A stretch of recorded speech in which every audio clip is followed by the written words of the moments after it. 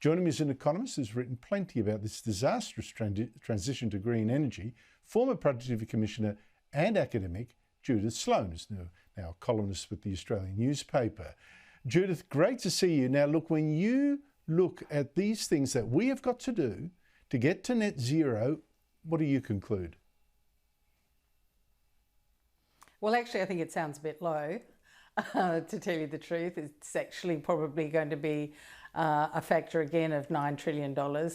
But more to the point, it's not going to happen as they suggest. I mean, it's interesting to see what's happening overseas. So in Sweden, for example, and I recommend the audience have a look at what's happening in Sweden, they're walking back from net zero, and they are saying we cannot achieve net zero through essentially using renewable energy. So they're embarking on a renaissance of their nuclear industry, and so they are heading in the direction of nuclear plus hydro.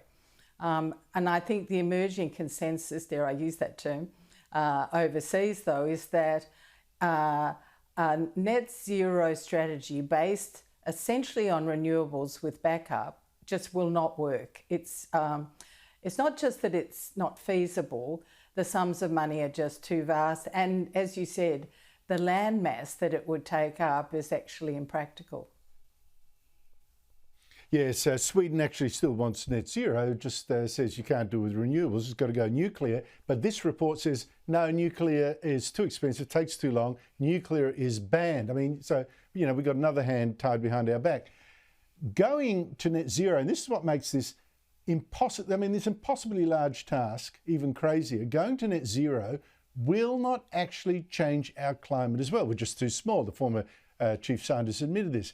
But this new report says we'll actually need to find, you know you say it's double the amount, but they say, you know, up to $9 trillion investment between now and 2060 to do it. Just on that point, could we actually find that much money? Like I say, what is it? 6 times the entire earnings of the Australian economy in a year, 6 times that much. Well, absolutely not. So if you think of what I think a little bit over $2 trillion at the moment, that's the entire output. But, you know, mainly that goes to consumption, and then it goes to the government. And, you know, we'd be lucky if we've got between 5 and 10% going to investment.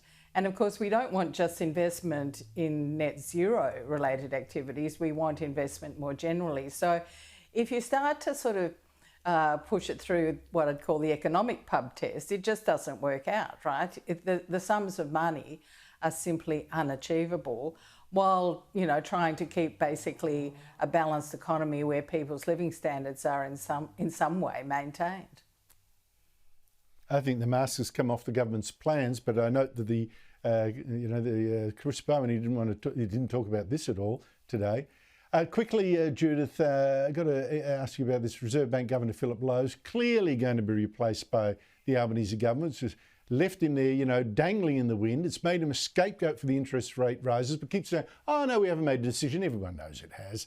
The poor man gave a speech today, batted away very politely, questions about his future. Here he is.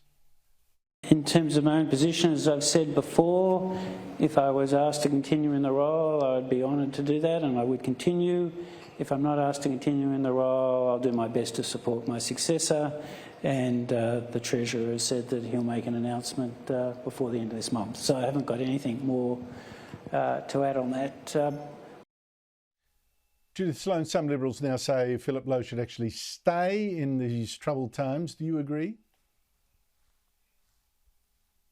I think that would be my preference. I mean, I actually think it's disgraceful at a sort of, you know, moral level, really. I mean, this fellow has made mistakes. He's made those mistakes in conjunction with his board.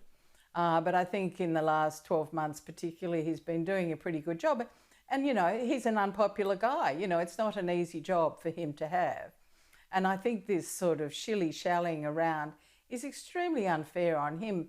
But the real point is this, that ultimately the markets have to feel that there is credibility when it comes to the inflation target.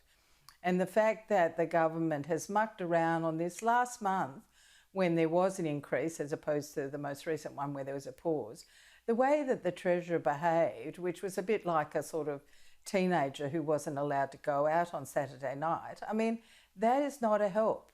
They need to be on the same page. They need to be very committed to this inflation reduction task. Yeah, but I want to pick up on your first point there, Judith. It's just mean. It is mean what they're doing. But anyway, there you go. There you go. Judith Sloan, thank you so much indeed for your time. Politics, I guess.